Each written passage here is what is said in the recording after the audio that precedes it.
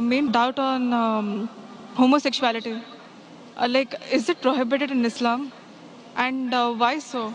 Because, I had, from the past 5 years, I've been with so many homosexuals. It's their feelings that they have for the same sex or whatever it is. It's so true. It's like the same kind of pain what we might feel for maybe our husbands or whoever it is. If it's wrong, why is it wrong? Sister asked the question that what does Islam say about homosexuality, and if it's wrong, why it is wrong. Allah says in the Quran in Surah Isra chapter number 17, verse number 32, that come not close to adultery, for adultery is an evil opening other roads to evil. Besides that, Allah says in Surah Araf chapter number 7, that telling to men that do you practice your lust after men in preference to women. That means homosexuality is prohibited in Islam, in the Quran, because Almighty God made the human beings. Allah says in the Quran in Surah Rum chapter number 30 verse number 21 that He has put love between the hearts of husband and wife. Almighty God has made the human beings in such a way that they love the opposite sex. Generally, naturally, no human being loves the same sex. I'm talking about the love which is required in husband and wife, not the platonic love which you have between your brothers and between your sisters.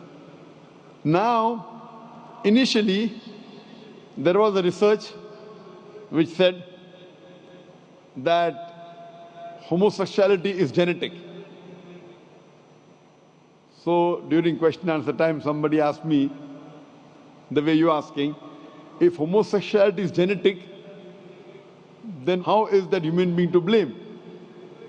It came from his parents, so why is he to blame? Like you're saying, if someone loves someone else, so why should he be blamed? I said this is a research. This is a hypothesis. It's not a fact. And later on we came to know that this hypothesis was wrong, and the person who propounded this hypothesis, he himself was a homosexual.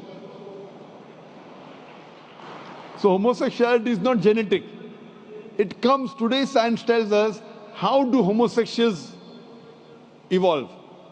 Because what Almighty God has given permission for a human being, what's permitted. You get married, do nikah, you can have sex with your wife. And Islam says that while having sex with your wife is also worshipping Allah.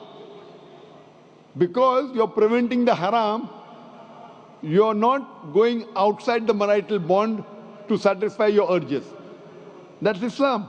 Today science tells us, today research tells us that those people who have multiple life partners outside the marriage bond, as compared to those who only have with the spouses, they enjoy their sexual life much better than the others.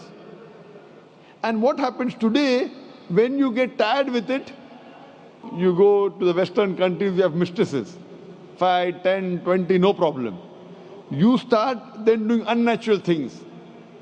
When you start doing unnatural things, you don't follow the law of the Creator and you try and satisfy your urges in the wrong way.